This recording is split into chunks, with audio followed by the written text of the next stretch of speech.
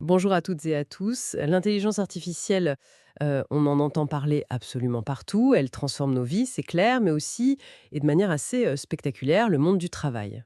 Oui, tout à fait. Et il y a ce chiffre du FMI qui circule beaucoup. Ah oui, celui des 40%, hein. Exactement. Près de 40% des emplois dans le monde qui pourraient être soit remplacés, soit profondément transformés par l'IA. C'est colossal quand on y pense. Et au cœur de cette transformation, il y a une fonction qui est vraiment en première ligne, les ressources humaines, les RH. Mhm. Alors aujourd'hui, on va justement creuser cette question, comment l'IA est en train de bousculer la fonction RH.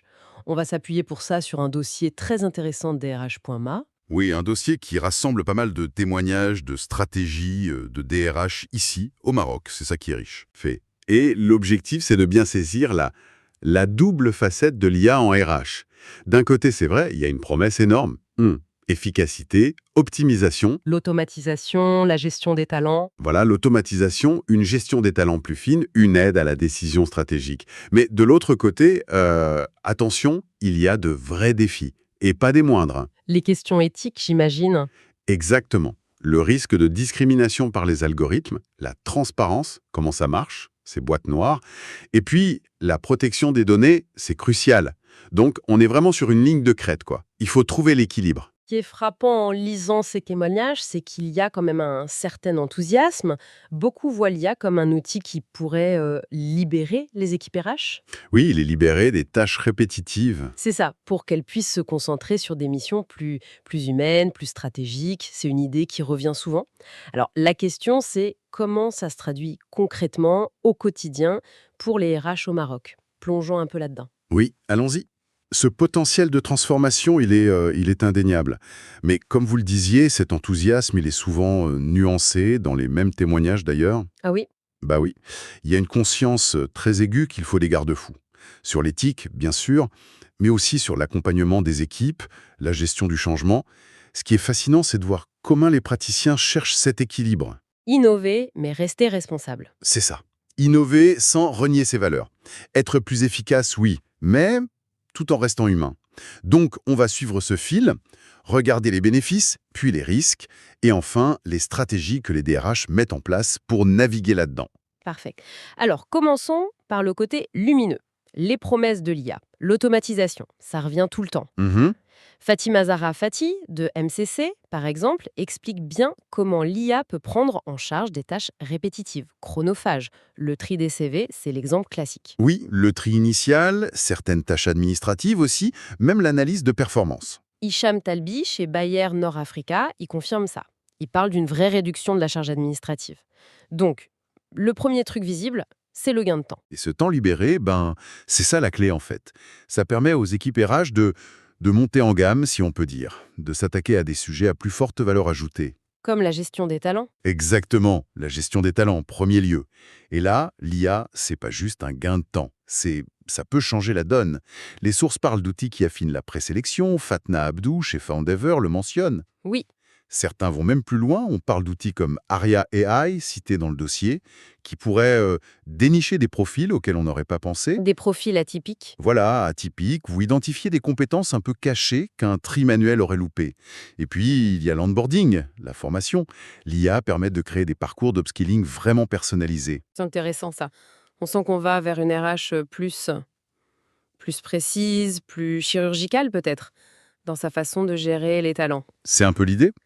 Ismail Alaoui, chez Avon Maroc, il cite des outils comme LinkedIn, Glint, pas seulement pour recruter, mais aussi pour mieux comprendre, mieux gérer les talents déjà en place. Mhm. Et chez Alliance Trade, Hicham Zekraoui va même jusqu'à parler d'Alliance GPT, de Microsoft Copilot pour automatiser et analyser. Il y a une vraie volonté d'utiliser ces outils pour rendre la fonction RH plus Ouais, stratégique. moins noyé dans l'opérationnel quotidien. Exactement. Et toute cette sophistication, elle a un impact sur l'expérience des gens, finalement. Côté candidat et côté collaborateur. Oui, pour un candidat, ça peut vouloir dire un processus de recrutement plus simple, plus rapide, plus transparent peut-être, avec des chatbots qui répondent aux questions de base. D'accord. Et pour les collaborateurs déjà en poste, c'est la promesse d'un suivi plus individualisé, de formations mieux adaptées à leurs besoins réels. L'IA devient aussi un outil pour travailler la marque employeur, la rendre plus attractive à l'ère digitale. Efficacité, gestion des talents affinés, meilleure expérience et la prise de décision dans tout ça. Est-ce que l'IA aide aussi les RH à y voir plus clair? C'est le troisième grand point fort qui ressort. La capacité de l'IA à digérer et analyser des quantités énormes de données RH, c'est un atout incroyable. Ah oui? Pour faire quoi, par exemple? Pour repérer des tendances qu'on n'aurait pas vues autrement, pour anticiper les besoins futurs en compétences, pour simuler l'impact de différentes politiques RH. Bref, pour amener des faits, des données objectives, là où avant on se basait peut-être plus sur l'intuition ou des analyses un peu partielles. Donc une aide à la décision plus rationnelle en quelque sorte. Voilà. Et indirectement, en libérant du temps et en offrant ses capacités d'analyse, ça peut même créer un climat plus propice à l'innovation au sein des équipes RH. Elles ont plus de bande passante mentale, comme on dit, pour réfléchir à l'avenir. D'accord. Le potentiel est assez impressionnant, c'est vrai. Efficacité, talent, expérience, décision. Mais, comme vous le disiez au début, il y a des ombres au tableau. Oui. Et les mêmes sources qui décrivent les bénéfices, elles pointent aussi des défis sérieux. Le risque de discrimination par les algorithmes, ça revient souvent. Il y a cet exemple d'Uber Eats dans le dossier avec la reconnaissance faciale qui aurait eu des effets discriminatoires. C'est assez inquiétant quand même. C'est effectivement une des plus grosses préoccupations. Et c'est logique. Le problème, c'est que les algorithmes, ils apprennent sur quoi? Sur les données qu'on leur donne. Mhm. Et si ces données du passé reflètent déjà des biais, des inégalités, qu'ils soient conscients ou pas d'ailleurs, l'IA risque de les reproduire, pire, de les amplifier et de leur donner une espèce de quotient scientifique. Une objectivité de façade. C'est ça, une objectivité trompeuse. C'est un cercle vicieux potentiel. D'où l'importance, et ça ressort vraiment des témoignages, de la vigilance et de la transparence. Il faut pouvoir comprendre comment l'outil prend sa décision, surtout quand ça touche des gens. Et ça nous amène à la question des données personnelles, j'imagine. L'IA en RH, ça mange beaucoup de données sur les candidats, les employés. C'est l'autre point absolument capital. Et il est martelé, notamment par Omar Segrochni, le président de la CNEDP, l'autorité marocaine de protection des données. Oui, son interview est très claire là-dessus. Très clair. Il dit « Attention, l'usage de l'IA en RH doit respecter à la lettre la loi sur la protection des données. Informer les gens, avoir leur consentement quand il faut, garantir la sécurité, la confidentialité. C'est pas une option, c'est une obligation légale. Et éthique, bien sûr. » Anna Benani d'Ecodom souligne aussi cette complexité éthique. Et puis, il y a l'impact humain. Plus général, le chiffre du FMI, les 40% d'emplois touchés, ça fait réfléchir. Les sources parlent d'inquiétudes bien réelles. La peur de perdre son job, bien sûr. L'intensification du travail aussi. Oui, l'intensification du travail, peut-être à cause d'une surveillance accrue par l'IA ou des exigences de productivité dictées par des machines. Il y a même une étude britannique citée qui parle de perte de sens, d'insécurité professionnelle. Mhm.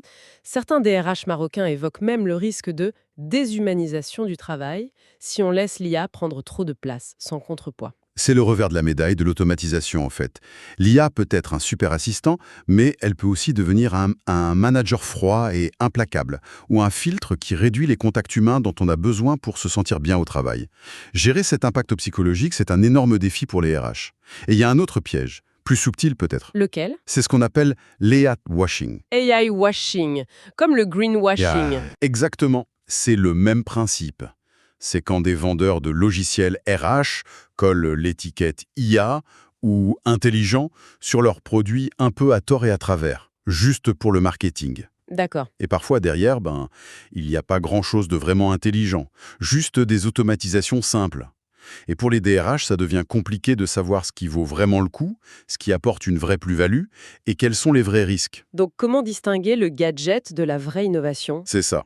C'est une vraie question pour les praticiens. Bon, c'est un défi de plus. Alors, face à ce tableau, contrasté, disons-le, de belles promesses d'un côté, des risques sérieux de l'autre, comment les DRH marocains voient l'avenir? On sent qu'ils ne veulent pas juste subir. Non, il y a une volonté d'agir, clairement. Anna Benani d'Ekdom, elle insiste sur la nécessité de concilier l'innovation et les valeurs humaines. Iman Loubanet de Lafarge Holcim Maroc, elle voit l'IA comme un allié, mais elle redit bien que l'humain doit rester au centre. Alors comment on fait concrètement pour trouver cet équilibre? Quelles sont les stratégies? Alors, La stratégie numéro 1, celle qui fait vraiment consensus dans les témoignages, c'est l'investissement massif dans la formation. La formation des équipes RH. Oui, des équipes RH d'abord pour qu'elles comprennent ces outils, qu'elles sachent les utiliser, les évaluer, mais pas seulement, il faut aussi accompagner tous les collaborateurs. Pour qu'ils apprennent à travailler avec l'IA. Exactement, comprendre ce qu'elle apporte, où sont ses limites. Il y a des exemples concrets chez Avon Maroc avec Ismail Alaoui ou chez Bayer North Africa avec Hicham Talbi. C'est vraiment la base pour que l'adoption se passe bien. Et en parallèle, c'est tout aussi essentiel, les entreprises doivent mettre en place Des cadres éthiques clairs. une gouvernance pour l'IA en RH. Il ne suffit pas d'attendre que les problèmes arrivent. Il faut être proactif. Voilà, proactif. Définir des principes clairs, équité, transparence, responsabilité. Mettre en place des processus pour vérifier les outils, pour chercher activement les biais. Et surtout, garantir qu'il y ait toujours une supervision humaine significative. L'IA aide à décider, mais ce n'est pas elle qui décide à la fin. Surtout pour les gens. Cette idée de supervision humaine, ça rejoint le concept de complémentarité, non? On parle souvent de human plus machine. Oui, c'est le titre d'un livre cité dans le dossier d'ailleurs. L'idée, ce n'est pas le remplacement de l'humain par la machine, mais plutôt l'augmentation des capacités humaines grâce à la machine. Dépasser l'opposition binaire. Et c'est la voie que les DRH privilégient. Ça semble être le cas pour la plupart. L'IA, elle est imbattable pour analyser des données, repérer des schémas, automatiser ce qui est répétitif. L'humain, lui, il garde l'intelligence émotionnelle, le jugement, la créativité, la compréhension du contexte, l'éthique. Donc l'enjeu, c'est de faire travailler les deux ensemble. C'est ça. Créer une synergie, orchestrer cette collaboration. Et ce qui est intéressant, c'est que plusieurs articles du dossier suggèrent que si on y arrive bien, si on maîtrise les risques, l'IA pourrait même, paradoxalement, nous aider à être plus équitable. Plus équitable. Mais on vient de parler du risque énorme de discrimination. Comment c'est possible? C'est là que ça devient subtil et potentiellement très positif si on est rigoureux. On sait bien que les biais humains inconscients, ils existent dans les processus RH classiques. Recrutement, évaluation. Bien sûr. Eh bien, une IA bien conçue, entraînée sur des données qu'on a soigneusement vérifiées, nettoyer des biais connus, auditer régulièrement, elle pourrait peut-être aider à objectiver certaines étapes. Évaluer les candidats sur des compétences factuelles par exemple. Mhm. Ou élargir le sourcing pour trouver des profils plus variés. Ou encore signaler les mots potentiellement biaisés dans une offre d'emploi. Proposer les shortlists anonymisées basées uniquement sur les compétences. C'est un potentiel qui est mentionné par certains DRH. Une piste d'avenir. Oui, une piste, un espoir. Mais attention, ça demande une rigueur extrême dans la conception et le suivi. Sinon, on retombe dans le piège inverse, créer de nouveaux biais technologiques cette fois. C'est un espoir conditionnel, quoi. Bon, si on essaie de résumer un peu tout ce qu'on a exploré à partir de ce dossier de DRH.ma, l'IA, c'est clairement une vague de fond qui est en train de redéfinir la fonction RH, au Maroc comme ailleurs. C'est indéniable. D'un côté, ça ouvre des possibilités énormes. Gains d'efficacité, outils pour mieux gérer les talents, pour mieux décider. Mais de l'autre côté, il y a l'envers du décor, les défis éthiques majeurs, les biais, la transparence, les données, et puis l'impact sur l'emploi, le management, le vécu au travail. Cette tension entre la promesse et le péril, elle est vraiment palpable. Tout à fait. Et comprendre cette tension, c'est important pour tout le monde, en fait. Pas seulement pour les pros DRH. Non, ça nous concerne tous. Ben oui. Que l'on soit manager, employé ou juste citoyen intéressé par l'avenir du travail. Parce que ce qui joue là, c'est l'évolution dans nos entreprises, la façon dont on gère les relations humaines au travail à l'ère de la technologie. Et ça nous laisse avec une question de fond, je trouve, qui ressort de tous ces témoignages. L'IA, elle a cette double nature incroyable, elle pourrait nous aider à corriger certains de nos propres biais humains, mais elle risque aussi d'en créer de nouveaux, des biais technologiques peut-être plus difficiles à voir. Mhm. Alors face à ça, la grande question, c'est comment les entreprises peuvent-elles faire concrètement pour garantir que l'IA en RH mène vraiment à plus d'équité, plus de justice, et non pas à de nouvelles formes de discrimination, peut-être plus sournoises, parce qu'elles sont cachées derrière un algorithme. Voilà une excellente question pour continuer à réfléchir. Elle animera sans doute encore longtemps les discussions. Un grand merci pour votre écoute et à très bientôt pour une nouvelle analyse.